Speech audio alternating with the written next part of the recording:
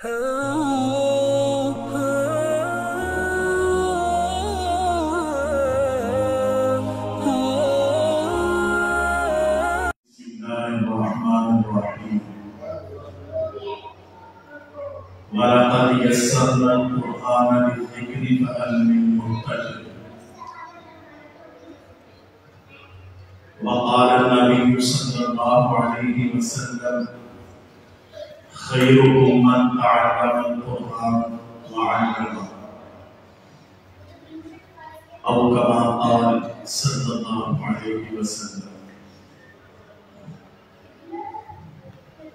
بڑے اختصار سے ایک دو باتیں عرض کرنی.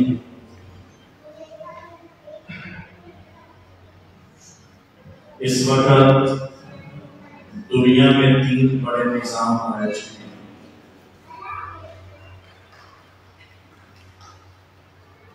اس میں سے 2 خلاف فطرت ہیں اور ایک عین فطرت ہے. خلاف فطرت پہلا نظام سوشلزم تھا، جس کو کیمونزم بھی کہتے ہیں، کیمونسٹ بھی کہتے ہیں، جس نے 1 کروڑ انسان قتل کیے اپنا نظام دنیا کا رائج کرنے کے لیے، لیکن 70 سال پورے نہ کر سکا اور سوویت یونین کا شرارت گیا. پھر اس کے مقابلے میں اسکاٹ لینڈ کا ایک پروفیسر تھا ایڈم سمتھ، اس نے کیپیٹلزم کو پیش کیا. اس نے ساری دنیا کو دیڑ بدیڑ کے رکھ دی. یہ افغانستان کا خون خرابہ، عراق کے حملہ، ساری دنیا کا معاشی عدم استحکام سے دوچار ہو جانا، یہ کیپیٹلزم بات تھی. دنیا نے اسے قبول نہیں کیا اور وہ اپنی سانسوں کے آخری ہنچ کو لے رہا. اس کے مقابلے میں قرآن کا ایک نظام ہے جو عین فطرت ہے، جس کو رائج کرنے کے لیے اللہ تعالیٰ نے حضور صلی اللہ علیہ وسلم کو دنیا میں بھیجا. اور آپ صلی اللہ علیہ وسلم کی زندگی میں ٹوٹل 1059 لوگ مارے گئے، جس میں سے 218 مسلمان شہید ہوئے اور 700 کے قریب کافر قتل ہوئے. اور ایسا پرامن نظام کو وجود ملا جس نے 1000 سال تک انسانیت کی قیادت کی. تو اسلام سب سے پرامن مذہب ہے. مغربی ذہن جو media, electronic, social, print media کے ذریعے دیا جا رہا ہے، ہم نے اپنی عوام کو اس سے متاثر کیوں ہونے دیا. طرح طرح کے شرک و شبہات، اشکالات پیدا کیے جائیں، لیکن اس کے اثر کو قبول نہیں کرتے. اب وہ اثر ہم پر کیسے نہ ہو اور قبول نہ کرے، اس کے لیے ہمیں اپنی نسلوں میں قرآن کے حافظ اور قرآن کے علماء پیدا کرنا.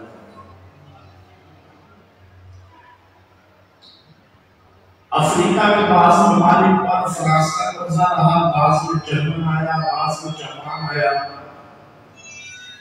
جاپان کی غلامی چھوٹی ہو گئی، لیکن یہ 100 سال کے قریب تک قابض رہے اور انہوں نے افریقی ممالک کے لوگوں کی دینی، مذہبی، ثقافتی کوئی چیز باقی نہیں رہی.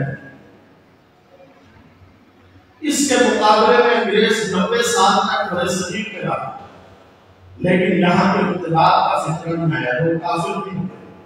اس کی وجہ کیا تھی؟ وجہ یہ تھی کہ یہاں علماء تھے. انہوں نے انگریز کو عوام تک پہنچنے نہیں دی.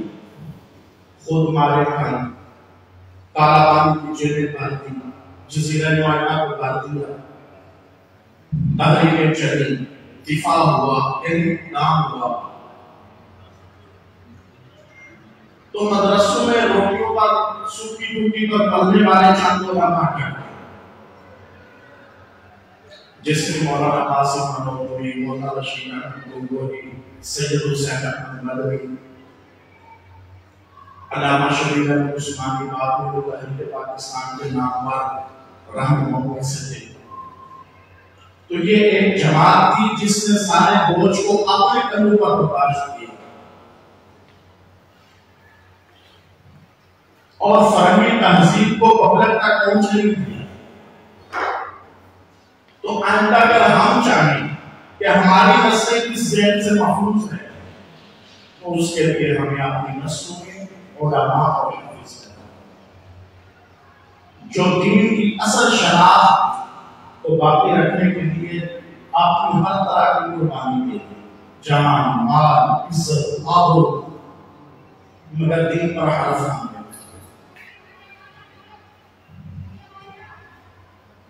اور آخرت ہے ان کی اِنَّ فِي الْجَنَّةِ نَهْرًا اسْمُهُ ریان، جنت میں ایک نہر ہے جس کا نام ریان،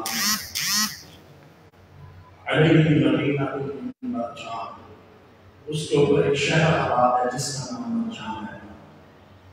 لہو سبعون الف باب، اس کے 70,000 دروازے، من ذهب و فضة، کوئی سونے کا، کوئی چاندی کا۔ یا رسول اللہ اتنا بڑا قرآن کسی ملے گا؟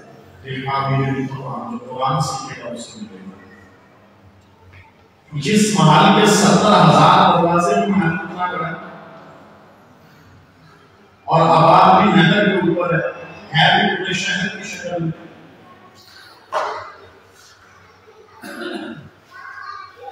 پہلا دروازہ کھلے گا، 70,000 فرشتے نکل کر کہیں گے سلام سلام، کچھ کو سلام کی ہو تو قرآن سکھا۔ دوسرا دروازہ کھلے گا تو فرشتوں کی تعداد میں کھڑے ہو جائیں گے، 1,40,000 فرشتے کہیں گے سلام سلام، سلام کی ہو تو قرآن سکھا۔ یوں ڈبل ہوتے ہوتے جب آخری دروازہ کھلے گا تو 4 ارب 90 کروڑ فرشتے نکل کر کہیں گے سلام سلام۔ دنیا میں کسی کو 4 آدمی سلام کرتے گزرتے ہوئے اس کے پاؤں سے بھی خاطر کرتے کہ میں کچھ ہوں، لوگ مجھے سلام کرتے ہیں۔ تو یہ جن بچوں کے دلوں میں قرآن ہے ان کو 4 طرف فرشتے سلام کرتے ہیں۔ قیامت کے دن ساری دنیا کے لوگ جمع ہوں گے، حضرت آدم علیہ السلام سے لے کر قیامت کی صبح کو جو آخری بچہ پیدا ہوگا اس کا نام ہوگا جوہینہ۔ آدم علیہ السلام سے جوہینہ تک سارے جمع ہوں گے۔ اللہ آواز لگائیں گے، کہیں نہ مسجدوں میں سامنے دینے والے کا تو ایک جماعت کھڑی ہو جائے گی، یہاں مذاہب لگائیں گے۔ پھر آواز لگے گی، آئینہ تعلیمہ، مسجدوں میں نمازیں پڑھانے والے کہاں ہیں؟ پھر آئمہ جو بھی کام ہے مسجدوں میں وہ کھڑے ہو جائیں گے۔ اللہ کہیں گے آ جاؤ میرے عرش کے سائے کے نیچے، مشک، کافور، عنبر اور زعفران کے ٹیلوں پر بیٹھے اور باقی ساری دنیا مجھے حساب دو کیسی زندگی گزار کر ہے۔ تو یہ آخرت کے سوتے ہیں۔ دنیا میں کوئی نہیں چیزیں، جب آپ کا بچہ مدرسے بھیجنے لگو گے کہ یہ کھائے گا کہاں سے، جب پاپا نے جب کوئی نہیں لوگ بھی کھاتے پڑا ہے تو جینے بھی دیں، لوگ اعتراض کرتے رہیں گے، اشکال کرتے رہیں گے، کسی کے سر کو قبول نہیں کرتے۔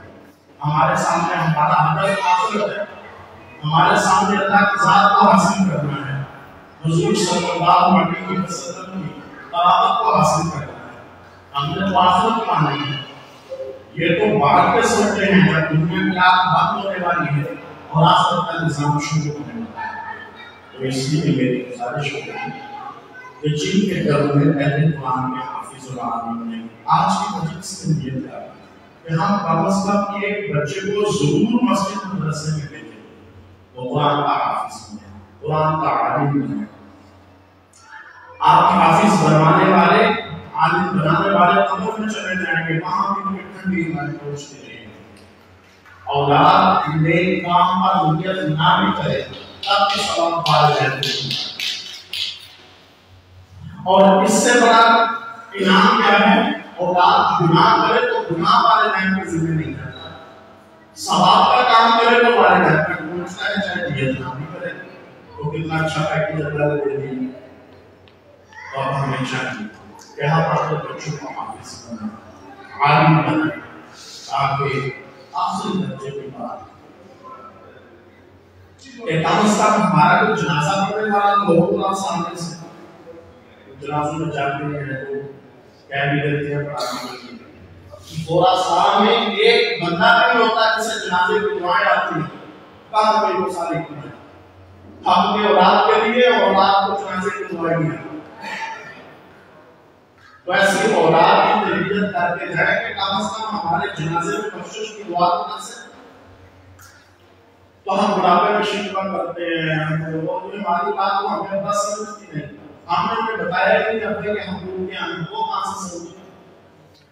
देखें मोबाइल चलाना है, कंप्यूटर पर बैठना है, सॉफ्टवेयर पे काम, आपके बच्चे बड़े काबिल हैं, आप नहीं कर सकते। मेरा मोबाइल खराब हो गया, मैं बच्चे से नहीं करवाता, आप भी ऐसे ही करते हैं कि जो चीज हमने उन्हें सिखाई है उसकी वो मानी है। गाड़ी चलाना सिखाया, ये हमसे चिपका है। कौन सा मैकेनिक अच्छा है, बच्चों को ज्यादा पता है हमसे। होटल कौन सा अच्छा है, बच्चों को हमसे ज्यादा पता है। जो सिखाया है वो क्या है, हमने माँ बाप के हुकूक सिखाए नहीं, पता कौन से चलेगा। और सीखने की जगह है मस्जिद और मदरसे, बाकी तो सारी फात की जगह है। बड़े डॉक्टर भी बने, इंजीनियर भी बने और जरूर बने, लेकिन उस पर आखिरत के बारे में कुरान सीखने के साथ जुड़े हुए। तो इसलिए कम से कम एक बच्चे को जरूर मस्जिद मदरसे में भेजें, तो वो इतना ईमानदार बन जाए कि हमारे कब्र पर आकर फातिहा को पढ़ सके, जनाजे में खड़ा हो दुआ पढ़ाती हो। सबों की सफेद जनाजे में खड़ी है, दुआ आती नहीं, मसाइल का पता नहीं, और अल्लाह मुझे माफ करे। मुझे शायद ये बात है बड़ी तादाद जनाजे पर वज़ू की भी बर्बादी है। तो दीन सिखाया नहीं, ये कसूर मेरा है, मुझे मैं हूं। हर आदमी कहे मैं मुझे अपनी कौम पर मेहनत करनी है, मुझे अपने माशरे पर अपनी मिल्लत पर मेहनत करनी है, और मुझे ये चाहिए था कि मैं ये नहीं करता। और ये जिम्मेदार समझ जाता है कि जनाजा माफ कर सकते हैं। तो इसलिए आज की मजलिस में ये नहीं जाके दरस के नाम से हमारा जाता है। बच्चे ने हमारे पास बड़ा अच्छा काम आती है, जैसे खूबसूरत याद के सामने की हम आप सबको दावत देंगे। आप हमारे चैनल में आए, हमारे जानने का निज़ाम बड़ा अच्छा है, मार्केट से भी मुबारक करने में मांगे हैं और ज़हन साज़ी करने वाला तरबियत का अखलाक और बच्चे की जो रहन सहन है उस पर खास तवज्जो है। आप आए, हमारे जामिया की विजिट भी करें, हमसे निज़ाम समझे और आपके बच्चों को भी वहाँ